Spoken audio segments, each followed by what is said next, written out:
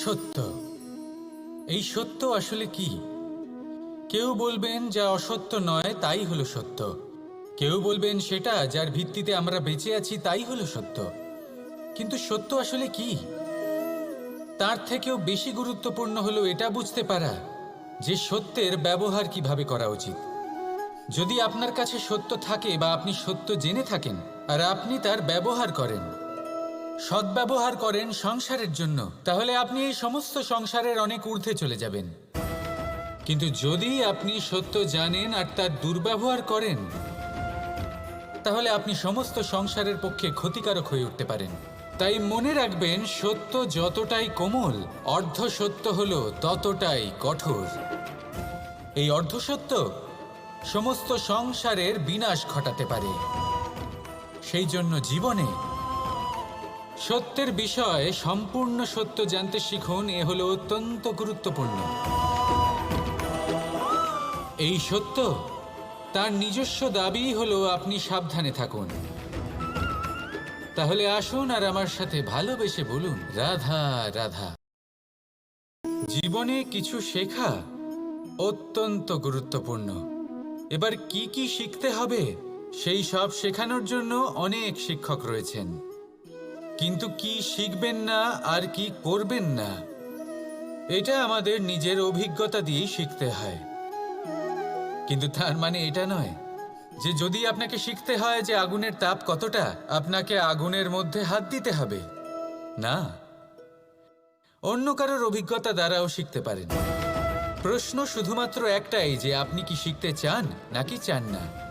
যদি আপনি এটাই ভাবেন যে আমি শুধুই নিজের অভিজ্ঞতা দ্বারাই শিখতে চাই, তাহলে জীবনকাল ছোট মনে হবে, অনেক কিছুই শিখতে পারবেন না।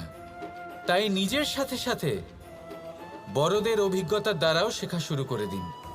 এই সংসারের অভিজ্ঞতা দ্বারা শিখতে শুরু করে দিন। আর এটা নিশ্চিত রূপে শেখা আবশ্যক যে কখন কি করবেন না, কোথায় থামতে হবে আর কোথায় থামবেন না।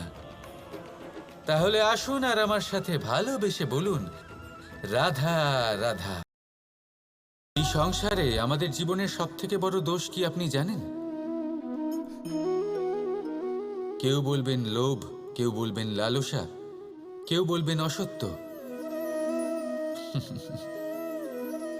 দেখুন, দুঃখের মূল কারণ হলো পরিশ্রম না করা। কিছু মানুষ ভাবেন যে আমি জীবনে কোনো পরিশ্রম করব না, অথচ আমি সবকিছু প্রাপ্ত করতে চাই। আর এমন এক কারণের জন্যই দূতের মতো খেলা আমাদের জীবনে প্রবেশ করার সুযোগ পায়। দূত। এই দূত আসলে কি? দূত অর্থাৎ কোনো পরিশ্রম ছাড়াই অন্য কেউ পরিশ্রম করে যা অর্জন করেছেন, যে সুখ সুবিধা অর্জন করেছেন, তা নিজের জন্য শুধুমাত্র একটা খেলার মাধ্যমে নিজের করে নেবার ইচ্ছে। আর এই ইচ্ছে অত্যন্ত বিনাশকারী হতে পারে।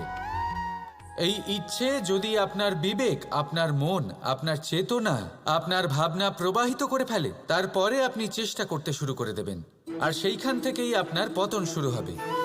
এই চেষ্টা করবেন যে অন্য কারোর জীবনের সমস্ত ধন, তার সমস্ত জীবন সম্পূর্ণভাবে নিজের করে নেওয়ার। কারণ প্রথমে আশা জাগ্রত হয়, আর এই আশা হতাশায় পরিণত হতে সময় লাগে না।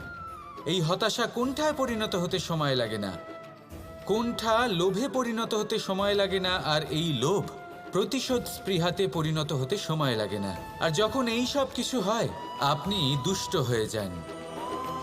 আর সবাই জানেন যে প্রত্যেক দুষ্ট ব্যক্তির পতন হলো অবশ্যম্ভাবী। তাই নিজেকে দূতের থেকে দূরে রাখুন আর পরিশ্রমকে নিজের কাছে টেনে নিন।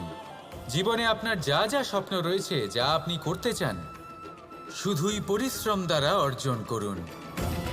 তাহলে তাই করুন আর আমার সাথে ভালোবেসে বলুন, রাধা রাধা।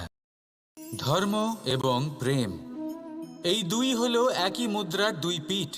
যদি এদের মধ্যে কোনোটা নষ্ট হয়ে যায়, তাহলে দ্বিতীয়টাও থাকে না। কখনো ভেবেছেন এমন কেন হয়?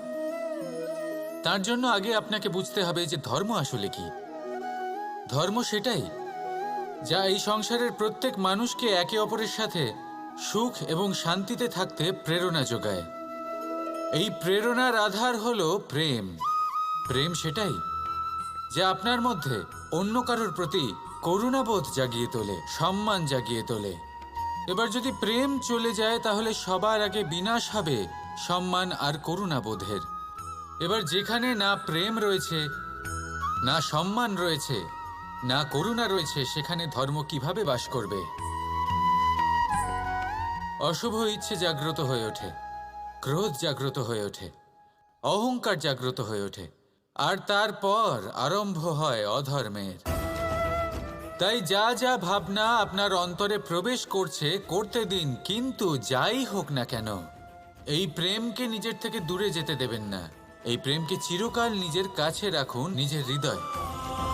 আর এই প্রেম ভাব নিয়ে বলুন, রাধা রাধা।